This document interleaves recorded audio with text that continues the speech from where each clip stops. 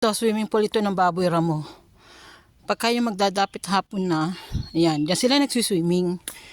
Oh, ayan, swimmingan nila. Nakita nyo, dami mga bakas. Oh. Ayan. Malapit na tayo sa aking pagtatrabahuan. Ando doon na asawa ko, hinihintay na ako.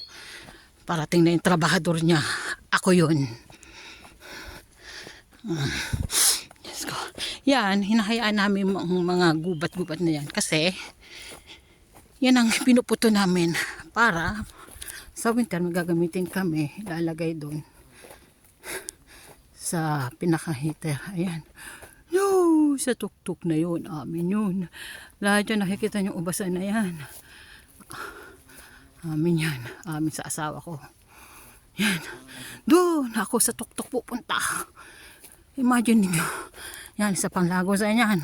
Papunta rin niya sa kabilang binyard. Kanya din yan. Pati pinakaibaba. Oh.